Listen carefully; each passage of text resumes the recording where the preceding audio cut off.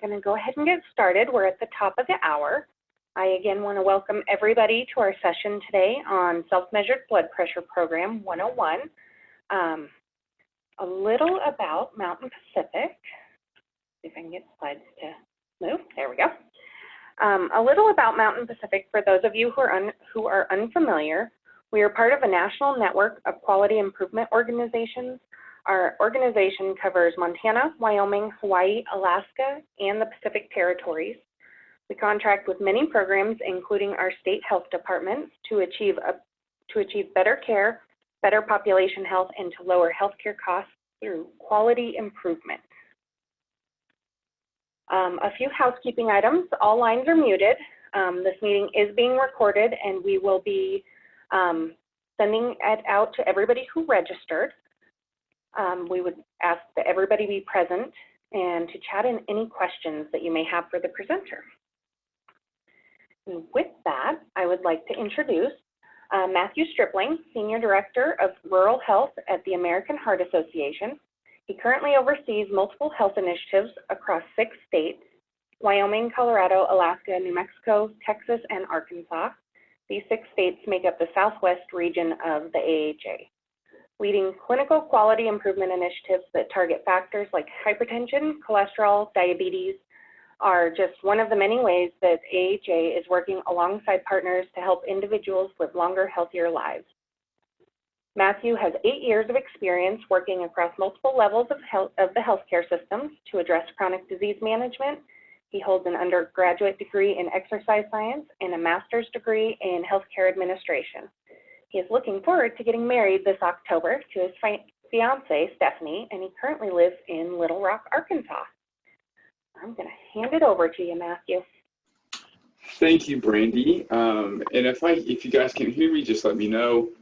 Or if you need me to slow down or something, just shoot it in the chat box. If you do have any questions as we go throughout this presentation, just shoot them in the chat and I will be happy to get to them. If I don't see them while I'm talking, I will make sure that I follow up with them at the end. But again, thank you for your spending a little bit of your afternoon with us to talk about all things self-measured blood pressure programs. SMBP programs is what I'll call them throughout the day. This is one of my favorite tools that the American Heart Association has really supported and researched and rolled out really over the past couple of years. I love that it really empowers the patient to take control of their hypertension, and really allows them to work in part of the treatment and the care that they have around their diagnosis. So I think this is, of all the tools that we have and all of the programs that we support, this is probably one of the top 3 on my list that I do really enjoy and love talking about. So as we go into the next slide, I just want to be clear with some of our objectives today. My hope today is to bring a little bit of value to you in the work that you do in your own clinics or clinic systems.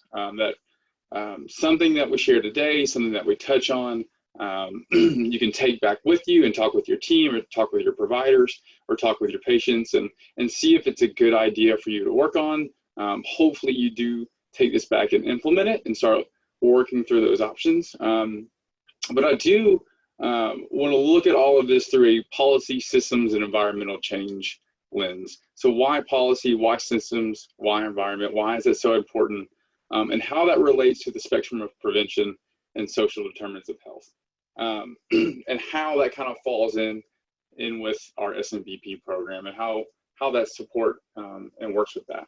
The second part is just a brief, very high-level overview of Target BP, our cholesterol program, and also new this year, our type 2 diabetes program, where you can go to get those resources, and how you can get your clinic recognized as being leaders of care in these 3 areas. And then after we kind of get through all that, we're going to take a deep dive into the MAP framework, which kind of lays out the vision and really why we support SMBP, and then also some updated guidelines and things that will be important for you to keep in mind as you go throughout maybe and hopefully implementing SMVP. So Brandy, just on to the next slide for me. This is important, and this really shapes the work that we do at the American Heart Association. And every program that we offer, every tool that we try to work on, every resource that we want to put out there, we use these two models, these two identifiers as how we are going to work with our partners. And so the spectrum of prevention is very important. If you look at the very bottom of that period on the left there, the piece of it that is the most important is strengthening individual knowledge and skills. Of all the things that we implement, whether that be on a clinical policy or a clinical systems change, whether it's a tool or a resource that we want to put out there that we know you're going to put in a patient's hand to maybe help them change their lifestyle to better control their hypertension, it all fits on this pyramid at some level, right? So it starts with strengthening those individual skills and knowledge.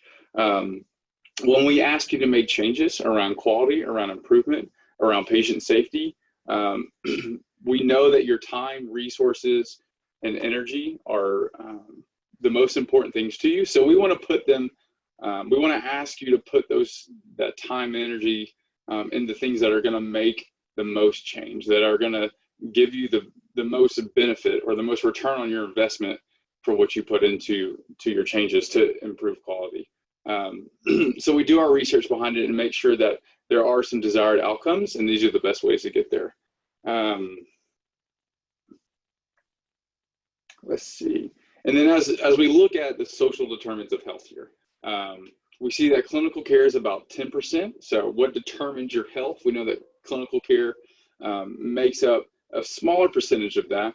The one point I always like to point out is that health behaviors are much bigger than genes and biology, right? So when we're having those conversations with patients, one thing we always encourage our providers and care teams to do is to really drive that point home, to say, hey, you know, the decisions that you make, how well you exercise, how much sleep you get, the kind of food nutrition that you're putting in your body, it outweighs any of the medicine that we're ever going to give you. And so I think the SMBP program really helps bring this home. It kind of meets that health behavior, that lifestyle change, and merges in with clinical care. That way the patient can really feel empowered and take charge of what they want to do. Also, we'll look a little bit at the social and economic factors around this. There is a huge or a lot of information coming out around support systems, and we believe that SMBP is also a piece of that as well. Where patients feel supported, they feel like they're encouraged to make these better decisions. They have someone who holds them accountable through this program. They are taught how to do things. So really the SMBP program that we support fits in many different aspects of these two models, and that's why we really like it so much, and we are happy to share this with you today. So as we go into the next slide, Brandy,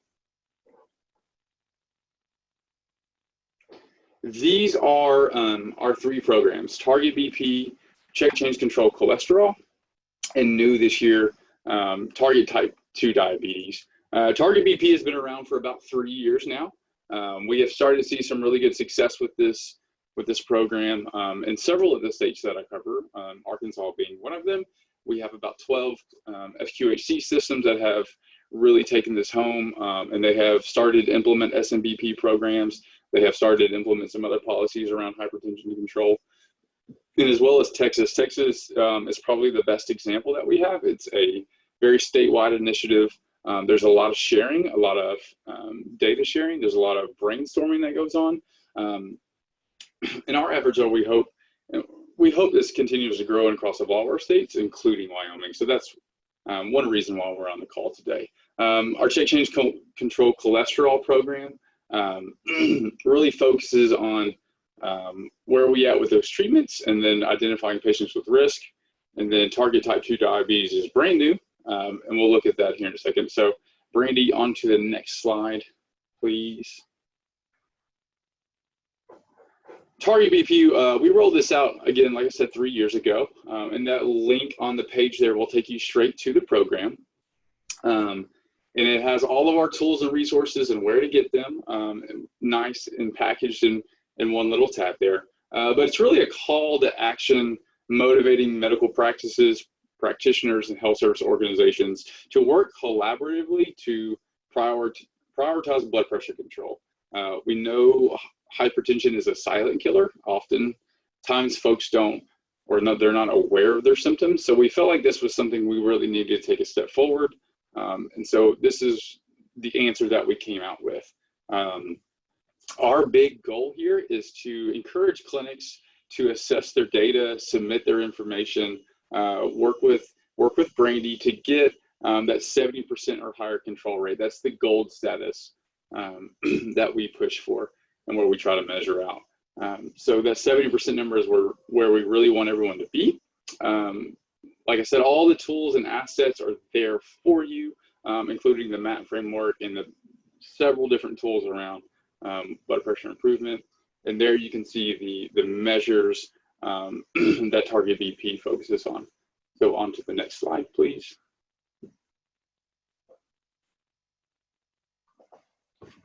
The check change control cholesterol program focuses on the ASCVD risk calculator. ASCVD stands for arteriosclerotic cardiovascular disease. So we just go by ASCVD. But it gives you a number, basically, when you run this tool in your EHR system. And it basically identifies patients who are at a high risk for some type of major cardiovascular event based on these scores. So it takes all of these risk factors, puts them in together, and gives you a score. And then based on that score, you can basically go through the algorithm that is on the tool, one of the tools that we have, and hopefully get that patient to a lower score so that way they decrease their risk. So that's basically at a very high level what check change control cholesterol is. And so on the next slide, you will see target type 2 diabetes. And target type 2 kind of brings it all together. Like I said, we just released it this year. The window for submitting information and going on and getting tools and resources just opened up earlier this February. And the main goal of this program is to identify patients who have type 2 diabetes who are at a very high risk for another or a cardiovascular event, right? So we take the type 2 diabetes numbers and we compare it with statin treatment numbers or controlling blood pressure numbers. That way this kind of completes the suite of risk factor management in the program. So our goal and our ask is always that clinics kind of just look at this information, see if this is for you, and think about your patients and how this will benefit them. So just a very high level overview. Hopefully down the future, we will dig into these a little bit deeper. So Brandy, just on to the next slide for me. And here's the recognition piece that I really wanted to highlight and kind of what it takes to get there. We have mainstreamed the registration process for this, so you don't have to do it over 3 different places. You can go to this link right here and just sign up for the registration. Registration is completely free. There's no cost to you whatsoever. The tools are free. We have monthly webinars that we put out. You'll get a great newsletter that is updated by our national team. All of the monthly webinars that are available to you do provide CMEs, and they are by experts and professionals in the field. So we really hope that they support the work that Brandy and her team are doing. And I will point out that May 31st is the deadline. I should change that date, but May 31st, 2020 is the deadline to submit your data for recognition. That way we can get the awards handed out. So on to the next slide, please. Okay, Target BP and really the MAP framework and SMBP and how it all kind of works together. So we cover a little bit of background, where the tools and resources are, what the name of the programs are. So let's take a deep dive into this. If you'll go to the next slide. So why is high blood pressure even important? And why are we working on this? What is the whole reason we decided to invest so much effort and time into hypertension? We know that 1 in 3 Americans live with high blood pressure. And about half of those know that they have hypertension, and they can't get it controlled. So we sought out to look through our science and our research and come up with the best tools and programs that we can provide to folks who take care of people, the best ways to get this managed. And I wanted to look up some specific Wyoming stats for you, and also Hawaii as well. But we know that 1 in 3 men and 1 in 4 women have high blood pressure, and that's of any age group. So when you think 1 in 3, you think 1 in 4. That's somebody's mom, it's somebody's dad. It could be my parents. It could be a grandfather. It could also be a son or daughter. You know, we're seeing an increase in our younger adults, ages 18 to 25, who are starting to have hypertension because of the childhood obesity epidemic that's coming. So where we used to think this was an upper age issue, we're really starting to see it creep down to younger and younger as those stats continue to rise. And really half of all adults age 65 and older in Wyoming and Hawaii have high blood pressure. So that's 1 in 2. And you guys probably know that better than I do. You see them every day, you work with them every day, you know the issues that they have to work through. But again, hypertension is probably the #1 risk factor that we can work and manage to reduce the burden of chronic disease, specifically heart disease, in our patients. We also know that education and income are also key factors for hypertension. If you have less than a high school degree, you are twice as likely to have high blood pressure than someone with a college degree. The same thing correlates with income. Those who are significantly lower on the economic status, they definitely have almost double the rates of high blood pressure than those who are further up the economic ladder. So a lot of different factors go into this, but I thought it was important to kind of look at why is addressing hypertension so important? So on to the next slide for me. This is the MAT framework. It's really the lens in which SMBP and really all of our tools and resources that are supported by the AHA tend to work. The great thing about the MAT framework is it involves all parties in the care team. When you look at the physician, you look at other members of the care team, you look at the patient, and you also look at the support system that's around them. It brings everyone together around one common goal, and that's to improve the hypertension or improve the blood pressure control that the individual needs, right? So it starts with the first piece, and that's measure blood pressure accurately. And all the work that we have done across our 6 states here, this is the #1 thing that we have seen the best increase in control rates for all clinics, is when we make an emphasis on measuring the blood pressure in the office correct every single time, we get better numbers, right? So just think of all the options and all the possibilities. If we check the blood pressure the wrong way, all the things that could happen. We could get the wrong person on the wrong medication. So many different things can happen, right? So there's so many errors. So really the critical piece of all of this is that every time that patient comes through the door, no matter who they are, where they come from, what their prior history is with you, what relationship you have with the patient, we have to check that blood pressure correctly every time. The second part is act rapidly. Don't wait, right? Don't wait. Know what you're going to do. Have a plan in place. That's what the algorithm is for.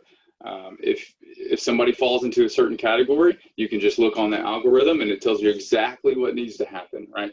At what point do you start SMVP? At what point do you check again? At what point do you add a medication? All of that there is in that tool. That way you can refer right to it. And everybody in the clinical system can have a copy of it. So everyone knows their role and everyone's treating it the same way, right? So we're all working off the same basis. And the last part is partner with patients, families, and the community to promote self-management, right? If we're from someone who's worked in cardiac rehabilitation, after someone who has had an issue, like a heart attack or a stroke, that's not the time we want to start working on hypertension, right? We want to start on this process way before they ever get there. And the best way to do it is to self-manage, right? To understand, know what your numbers are, and start there. So we do that through looking at data. We look at those evidence-based tools, and we look for change opportunities. And those change opportunities are best addressed through PSEs. Okay, the next slide, please. And here's the checklist. I know that some of you may be visual learners. I am too. I like having a checklist where I can say, all right, I did this, I did this, I did this.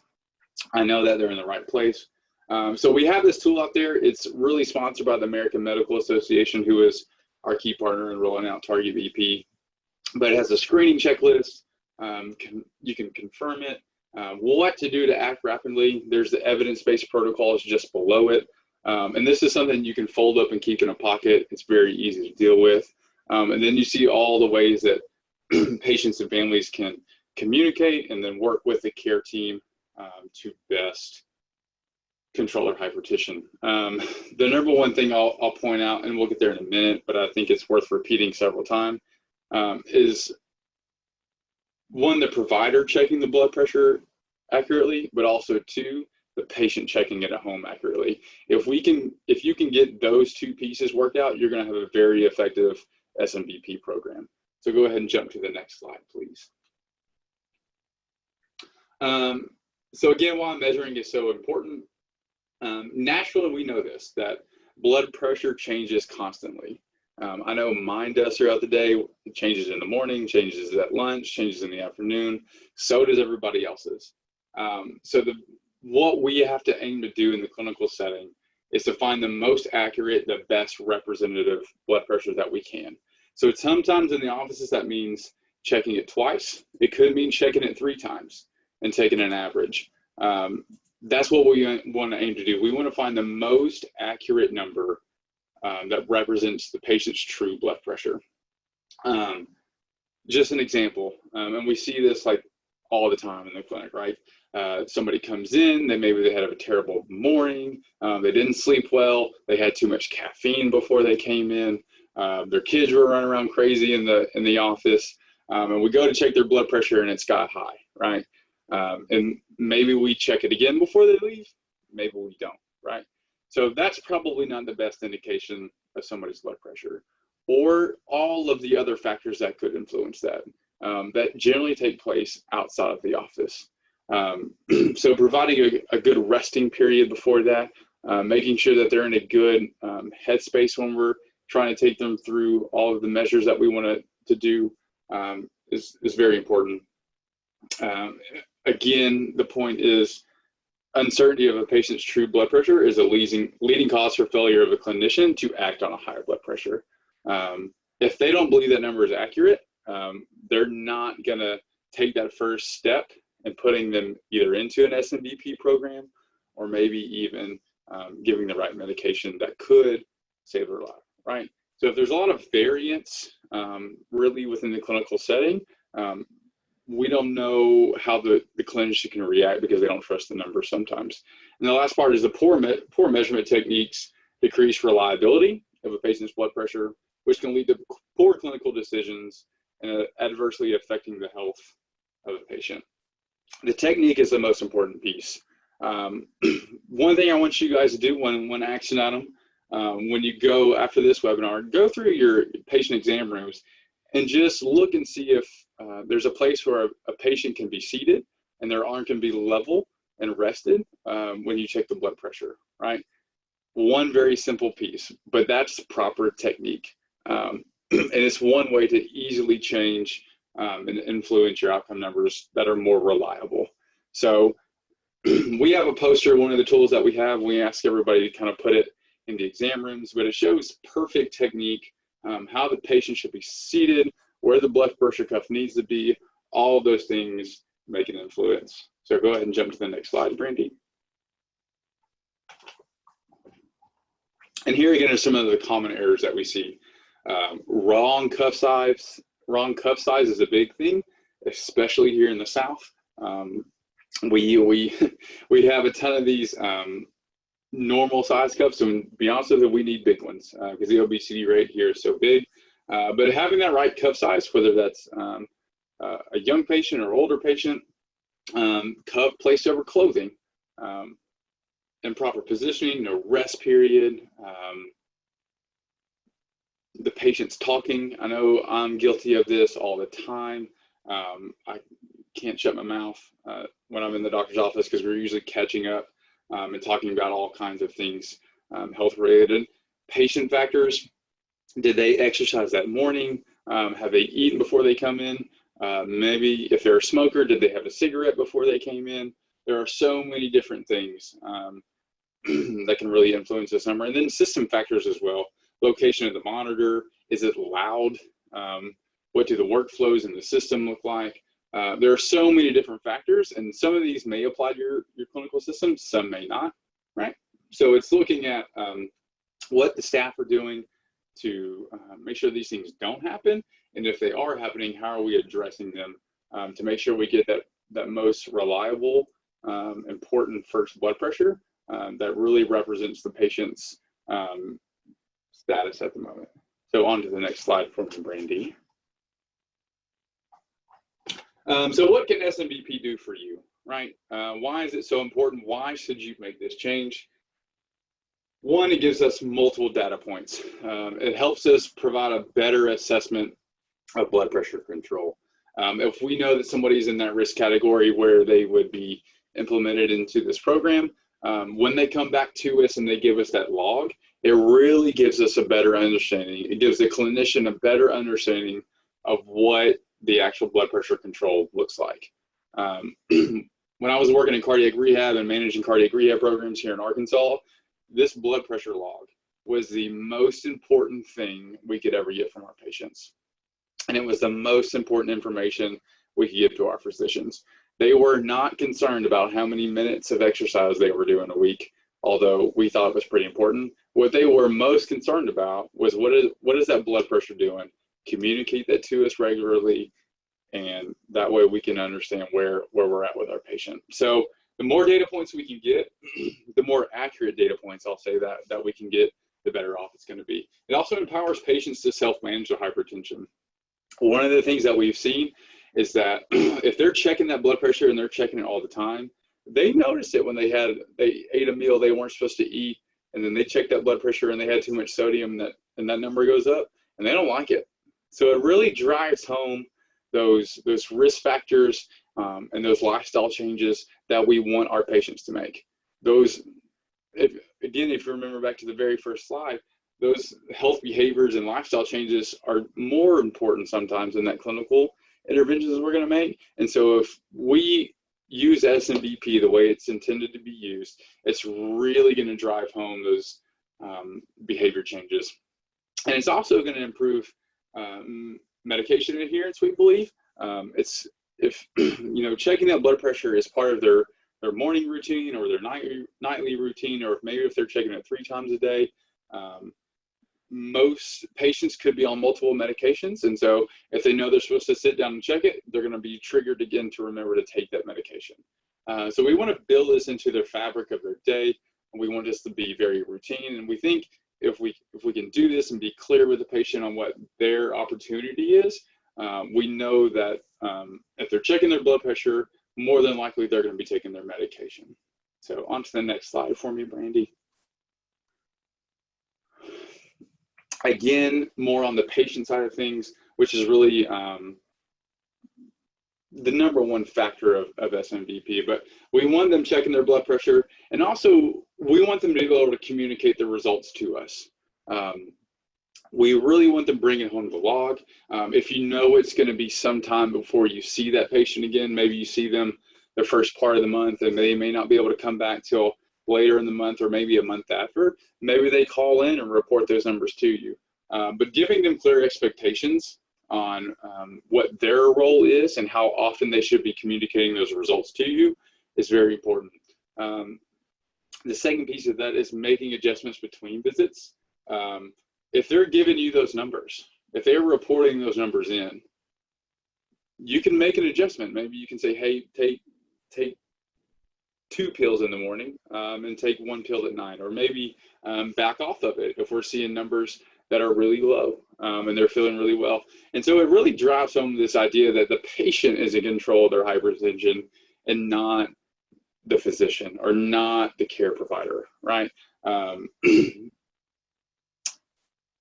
In my own life, I know that I can tell my parents or my grandparents something, and they may not listen to me, but if the doctor tells them something, they're going to do it for whatever reason. And I'm telling them the same thing all the time, I promise. But if the doctor tells them to check that blood pressure, they're going to check it. And if they can call and communicate, hey, this is what's going on, they're going to adhere to the program. They're going to communicate to the physician, and the physician is going to tell them what they need to do. So really, it opens up lines of communication. It builds a better experience for the patient. Patient satisfaction scores are very important in the healthcare industry. So we feel like this very highly correlates to this overall outcome. And then go ahead and jump to the next slide there for me, Brandy. And how to use SMVP in the clinical practice. So some things that you can do. Again, it starts with that proper measurement technique. The second part of it is frequency to measure SMVP. So communicating with that patient and also within your staff of how often we should be implementing SMVP, and who gets this and who doesn't, who's in control of this, who's the point person. All those conversations need to happen. How are you going to record the logs when the patient brings them back to you? Are you going to put it in a note section? Are you going to have a specific file in your EHR for it? Where does it need to go? Talk about those things that are specific to your EHR and where they need to be. One, so that we can keep track of them, and then two, so that the clinician can see them when they come in to the exam room. And then probably that fourth bullet point on there is fairly important. What to do when a patient checks their numbers and it is way outside of the range, because they're going to call you, especially if they're super engaged with you, right? It's going to be, a Thursday night at 7 p.m. They're going to be calling saying this is out of control. What am I supposed to do? Have a plan already mapped out for them. That way they feel in control and you feel like you've really given them the best experience. All of these things need to happen, whether that's in a document that you hand the patient or you take them through a training on how to use this machine at home, and how to communicate those readings to the clinical team. Let them know up front how often they bring the log with you, when they need to bring it, when they need to keep it, how they can get more, what other resources do they need. Having that conversation with them, opening up those lines of communication about where they're at in their treatment status, is the best possible outcome that we're looking for. So go ahead and jump to the next slide for me, Brandy. So you're ready to implement your SMBP program in your clinical practice.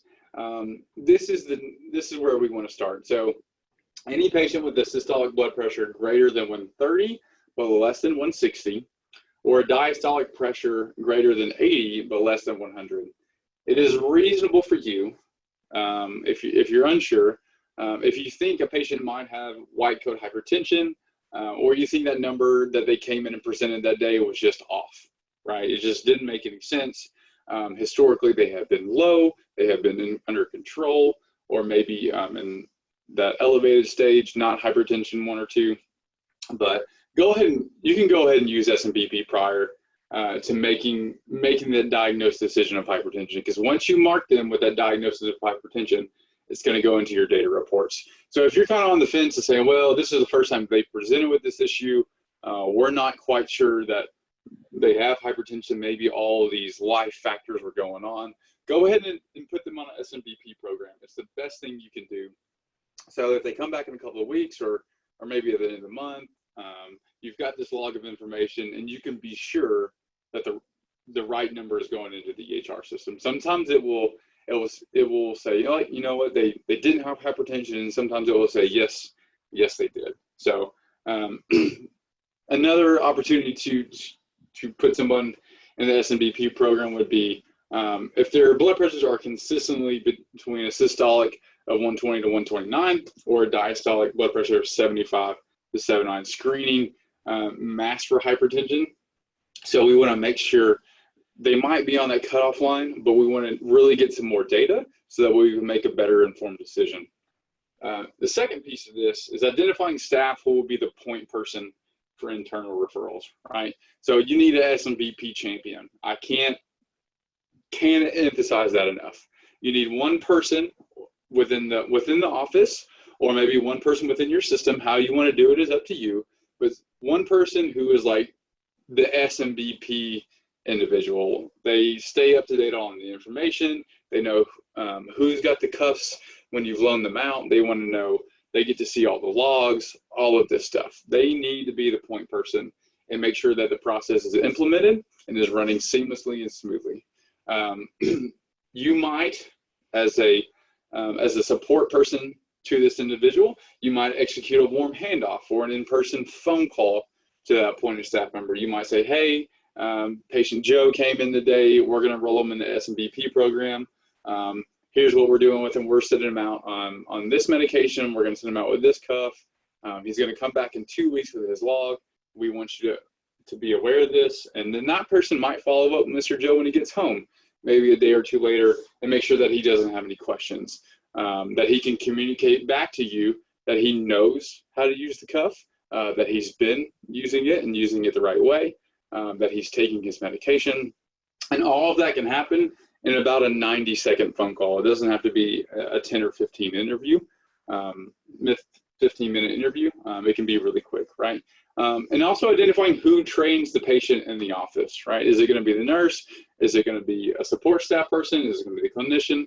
Who's going to train that patient? Who's going to get the cuff and show them how to put it on, wear it, how to start, how to stop it, where to write the numbers down in the logbook, and where the logbook needs to go. And the second most important piece of that is that they can teach that method back to you, right? So I can teach somebody how to use a cuff, but if they can't teach me how to use a cuff, they don't know how to use the cuff, right? So keep going through it, that opportunity to train, reinforce that activity, and make sure that they can teach you back how to use that tool.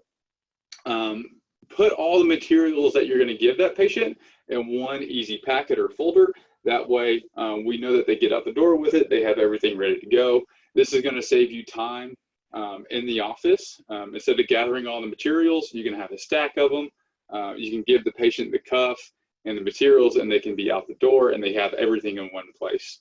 And then keep track of the loan materials in the cuff, because you don't want those to come back to you. And we have several tools that will help you keep track of that information. You can label them, put whatever information on there you want to put on there.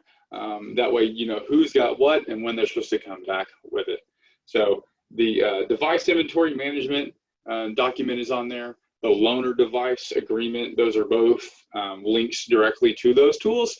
And then on the right side of the slide, you see the pre-assessment tool of making sure that we have everything ready to go for putting a patient in the SMBP program. So go ahead and jump to the next slide for me, Brandy.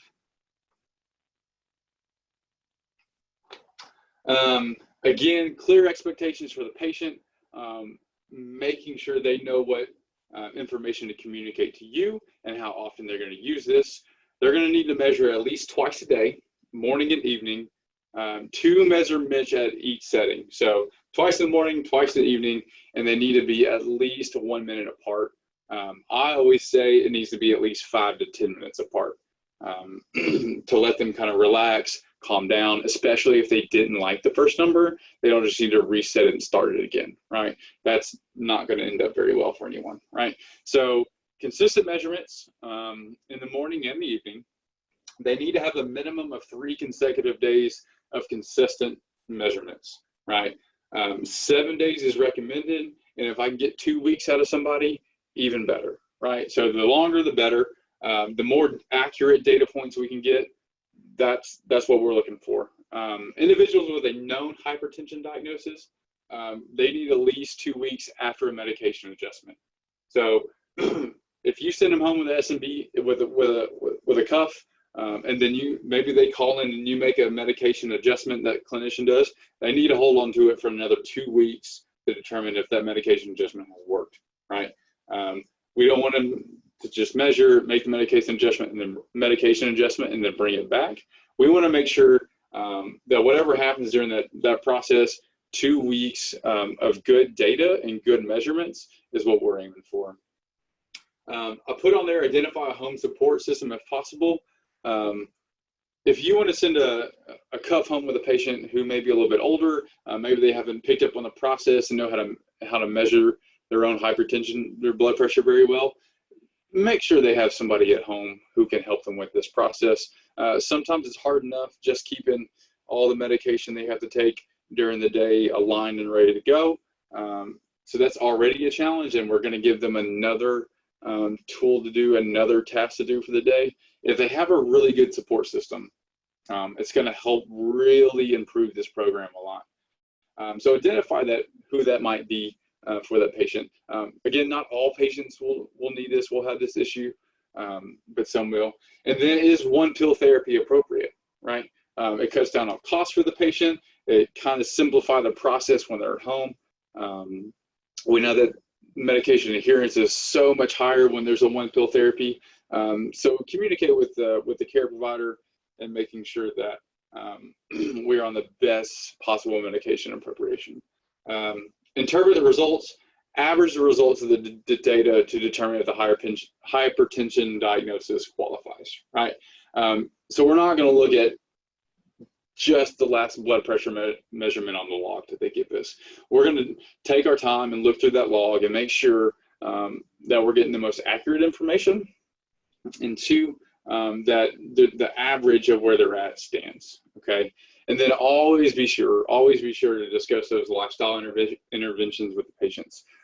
Every time they come into the office, every time they come into the clinic, this needs to be in the care plan every single time. And it really needs to be specific to the patient. If they don't have access to a gym, we need to make sure that we're sending them home with home workout stuff.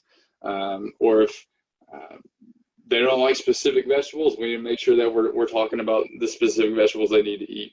And that kind of goes back on the provider, but every time they come in, we need to be talking about lifestyle interventions with them. Next slide, please, Brandy. These are the two codes that you can use, right? I'll be transparent with you. I'm not a code guy. We leave the coding up to the code people. But here are the reimbursement rates for these measures, and the ones that you will use when the billing process comes out, right? Using a device that is validated for clinical accuracy, there are specific devices out there that have been identified as an accurate measuring device. If you are unsure that the device is off a little bit, check it against a manual reading to see where we're at. But also buy a quality cuff or have a quality cuff. I know that Brandy has those, so she can be sending those out if you're ready to implement an SMBP program. But make sure that the device is in good condition when the patient brings it back, and then test it every time as well. But these are the codes for the device. There is one for staff training, and then also one for the data. So make sure you have those and that you're implementing them in the billing process. The next slide, please.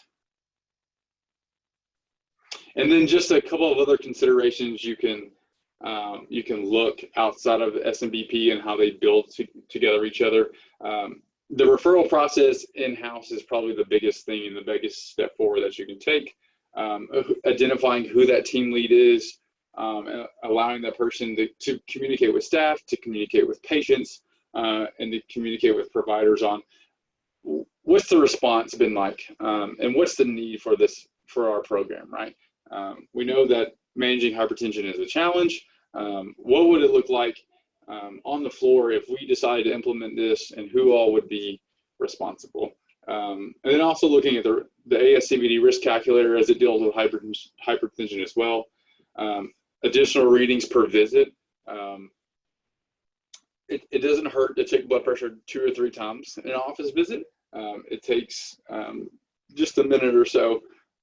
Another piece of it that we've seen a lot of success in other states is updating equipment. Most people are moving away from the digital blood pressures and going back to manual readings again.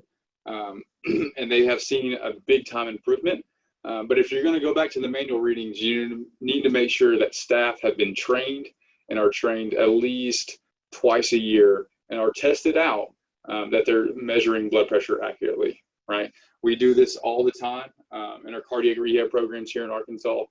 We put our staff through a test and make sure that they're doing it accurately. We check right behind them and make sure they're within so many points of that measurement. And then other ways you can help patients and empower patients to control their health and their hypertension would be if integration of clinical and social services, and then also actually writing out a prescription for fruit and vegetables that you want them to eat. And I think there might be one more slide, Brandy. Yeah, so your action items. Go online and register. Make sure that you're getting all the updated tools and resources that are available to you. Again, they're all free. We try to send them out every month.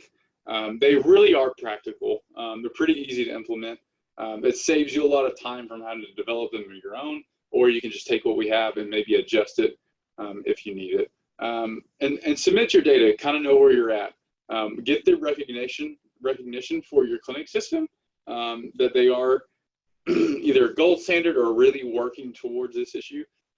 Patients like it, they like seeing the plaques on the walls, they like seeing their clinical providers' names in the national and local outlets.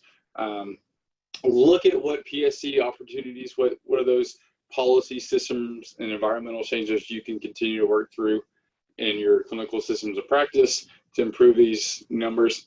And then again, evaluate that impact. So if you run all the information early in the year, then you implement a program, look at that data again in a month or 3 months or 6 months to see, is this making an impact? Are we implementing it to the best we can?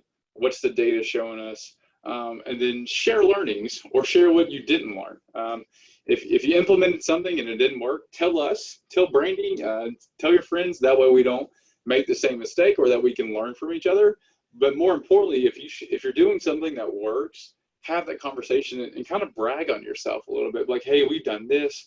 We've seen our control numbers go from 61% to 64%, or we've seen our numbers go from 62% to one case in Arkansas, we had them jump all the way to 74% just because they started double checking readings in the clinic. So again, I can't stress enough how important it is to get the most accurate measure every single time the patient comes in the office. And then when you do implement your SMVP program, that you have this kind of planned out in office, and then that warm handoff and the patient is trained appropriately. So if there are any questions or comments, feel free to send them in the chat, or maybe you guys can come off mute and ask away. I know we have we have plenty of time, so. Thank you so much, Matthew. That was a great presentation. And I'll just reiterate, if anybody has any questions, it's been pretty quiet in the chat so far, so feel free to chat in. Any questions? And like Matthew was saying, a lot of the American Heart Association work aligns very well with our CDC work that Wyoming, Montana, and Hawaii are working on. So on this next slide, these are the contacts if anybody is interested in receiving assistance implementing. Oh, and I do see a question. Diane, we will be sending out these slides, yes. And then Jamie is asking, how do you handle white coat syndrome? Yeah, so that's one of the answers I think SMBP does great for us. It allows the patient to kind of check their blood pressure on their own terms. And I'll be honest with you, anytime I go to the doctor, I'm sick or I don't feel well, and I think most people are. So we want them checking their blood pressure when they feel well. or they're in a comfortable environment. So I think SMBP is a great tool to do that. So if we think white coat syndrome is there and we know that that patient might have a history of that, go ahead and initiate the SMBP program process. Give them a loaner cuff, let them take it home. Over the next couple of days, let them check their information and log it down. And then you can call and follow up with them, or have them call and follow up with you about what those numbers look like. And then bring them back in, sit down and evaluate that log, and then check again and see if those numbers are consistent. I think that's one of the best ways to handle it. Others may have other ideas. Okay, and then along the same lines, Randall's asking, isn't the definition of white coat and masked hypertension based on ambulatory BP?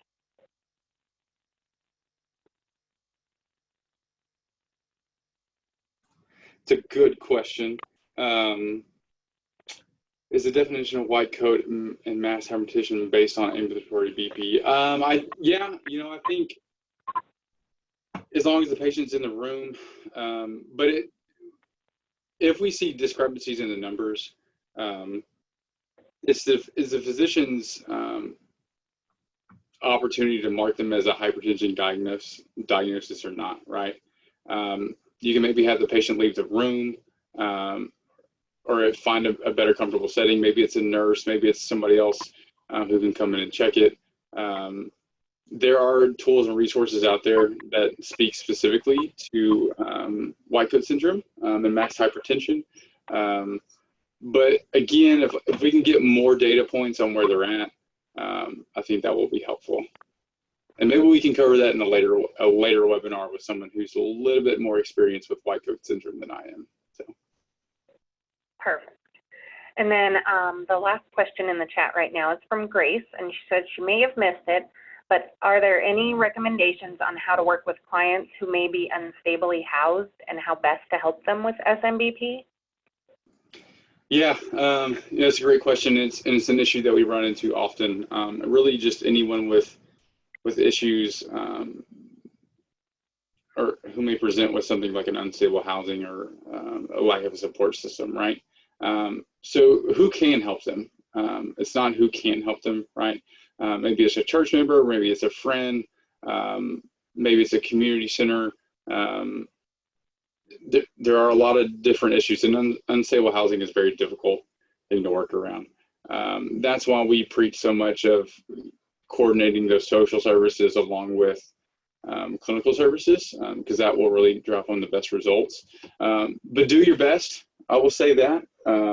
I don't have any specific examples from any of our clinical partners who have experienced someone with unstable housing and have enrolled them in this program. But maybe that's a conversation we can continue later on in the months about looking at what key issues are out there and how we're working around them. My advice would be to give them a cuff and allow them to take it with them and just see what happens. Track that information, and when they come back, just ask them about that experience and if they do have someone who can support them in their hypertension control efforts. Perfect, thank you. And if there are any other questions, please feel free to chat them in. I think we've gotten through all the lists so far. And I'll just state again, we will be sending out these slides along with the recording after the webinar. And once we've closed this webinar, there will be a survey also. So if you can please leave us your feedback, that would be great. Brandy, this is Deb. I have an interesting question. Yeah. So I heard Matt talk about people moving away from the digital monitors. So is it specifically armband BP cuffs that are digital, wristbands, and why are we seeing the transition back to manual BP measurement? Yeah, the big part of that is it's a staff issue. I don't know that it's a device issue more so than anything. When you take the time to do it manually, our clinics have been telling us that people are doing correctly. Sometimes the issue with the digital cuff is that they just slap it on. They really don't take the time to make sure it's on there well. And also, if a patient has an issue with like an irregular heartbeat or anything, it's kind of difficult. So I'm a fan of manual tracking. I would rather do it that way. It does take a little bit more time. It does require a quieter exam room, but they have seen better results with it, and they like the process better. None of them of the folks that we work with now currently in our other states are using wrist cuffs to measure blood pressure anymore. If it is a digital device, it is the upper arm, and they've seen better results with it. I believe more accurate numbers, more consistent numbers. So they have been fans of the manual measurement. It's maybe manual measurement doesn't work for everyone, and that's okay. If you feel confident and see that the numbers are improving with digital, maybe that works too. But I'm just reporting back what folks have shared with us.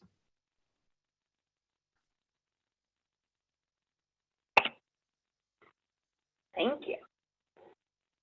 Okay, I have not seen anything else in chat. So I think we can go ahead and end this a little early. Give everybody about 5 minutes back. Thank you all for attending. And again, here are the contact information for the people in your state. And you will see the survey pop up after this event is over. Thank you. Have a good day.